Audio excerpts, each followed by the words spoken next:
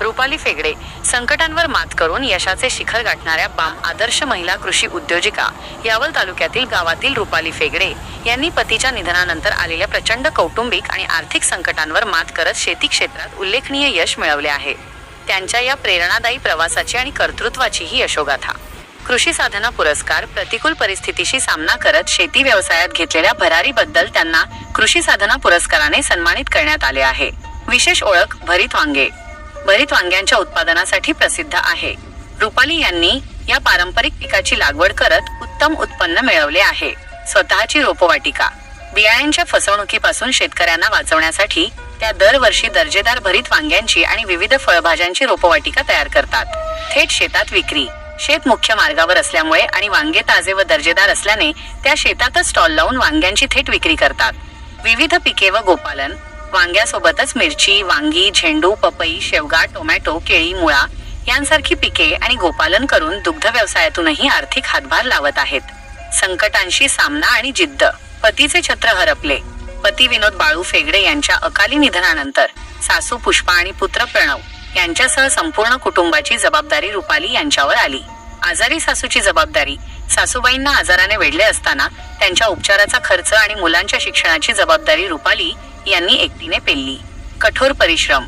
रोपांची लागवड करणे, शेतात शेणखत टाकणे, गाईचे दूध काढणे यांसारखी सर्व कामे त्या स्वतः न थकता करतात।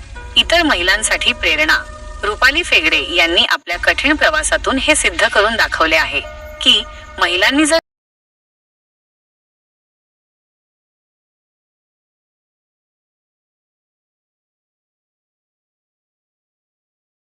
रुपाली विनोद फेगडे कालना मला कृषी साधना पुरस्कार मिळाला।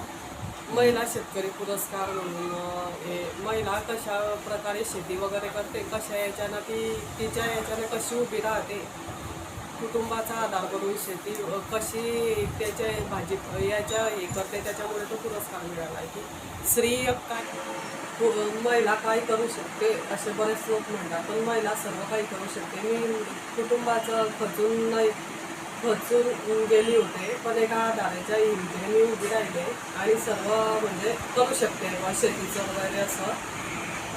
आणि भाजीपाला वगैरे सर्व उत्पन्न घेऊन मला बाजारात यायची काही गरज पडत नाही। जागेवरच माझा भाजीपाला विक्री केला जातो। शेतातूनच ताजा भाजीपाला विक्री केला जातो। कृषी साधना पुरस्कार मिळाला तो म्हणजे असं की बा स्त्री काय याच्या कशी हे करू शकते माणूस नसल्यामुळे ती शेती कशी करते याच्या असा तो सन्माननीय पुरस्कार मिळाला। त्यावेळेस तुम्हाला नेमक्या तुमच्या भावना काय होत्या?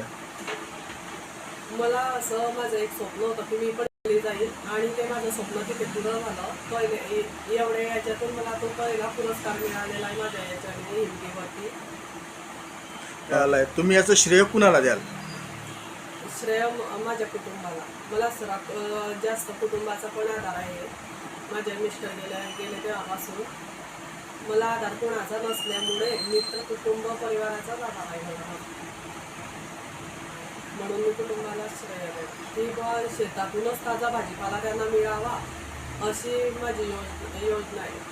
शेतकऱ्याची फसवणूक होऊ नये म्हणून मी माझ्या इथूनच रोप त्यांना शेतातच रोप तयार करते आणि शेतकऱ्यांना ते पुरवलं जातं फसवणूक होऊ नये म्हणून।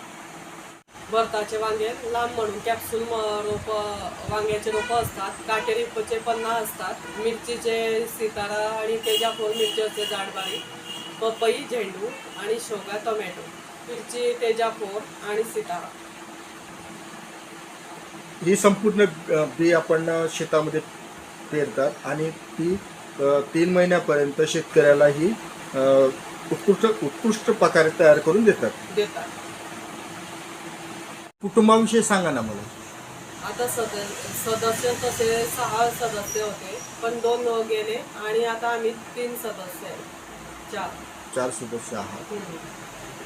आपण आपल्या खऱ्या कार्याचे श्रेय कुणाला द्याल याच्यामध्ये? माझ्या सासूबाई।